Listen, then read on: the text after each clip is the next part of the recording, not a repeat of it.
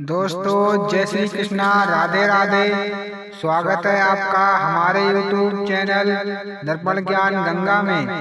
दोस्तों आपसे हमारा हाथ जोड़कर अनुरोध है कि अगर आपने हमारा चैनल सब्सक्राइब नहीं किया है तो कर लें, क्योंकि आपका एक सब्सक्राइब हमारे लिए बहुत ही महत्वपूर्ण है। दोस्तों आज का हमारी कहानी का प्रसंग है कि मनुष्य को चुप रहना क्यों चाहिए। दोस्तों एक गुरुकुल में 5 शिष्य पढ़ाई करते थे, तो उनमें से एक शिष्य की आदत हर जगह बोलने वाली थी। तो उसके बोलने से सभी शिष्य परेशान थे और उसके पीछे पीछे उसकी बुराई सब करते थे। और इस आदत से वह शिष्य भी अपनी आदत से खुद ही परेशान था कि वह चाहकर भी चुप नहीं रह पाता था। तो एक दिन वह शिष्य परेशान होकर अपने गुरुजी के पास गया और बोला, गुरुजी मुझे ये बताइए कि मैं अपनी इस हर जगह बोलने की आदत को कैसे करके छोड़ूं। मुझसे तो ये छूटती ही नहीं है, मैं कहीं भी बोलने लग जाता हूँ। तब गुरुजी बोले कि हे शिष्य, अपने अंदर से सबसे पहले तो ये अहंकार निकालिए कि आप सब कुछ जानते हैं। जो व्यक्ति ऐसा करता है तो उसको ये आदत रहती है। अल्प ज्ञान में कहीं पर भी नहीं बोलना चाहिए। जब तक किसी चीज की पूरी जानकारी ना हो, जब तक वहां ना बोले।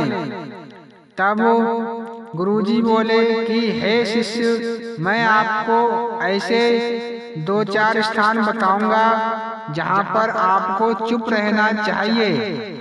तो ऐसे में नंबर 1, अगर कोई व्यक्ति आपसे किसी की बुराई कर रहा है तो आप उसकी बात चुपचाप सुनते रहना चाहिए, क्योंकि अगर आपने उसकी बात को सुनकर दूसरे की बुराई पे टिप्पणी करके कुछ भी कह दिया और उसकी बुराई कर दी आपने, तो वह व्यक्ति कल को उससे उसकी मित्रता होने के बाद जिसकी बुराई कर रहा था, तो वह उससे आपकी ये बात कह देगा और आप उसके बुरे बन जाओगे और वह व्यक्ति बुराई करने वाला ही उसका भला हो जाएगा। तो इसलिए ऐसे व्यक्ति के सामने आपको चुप रहना चाहिए, ताकि आप किसी के फालतू में बुरे ना बन सको।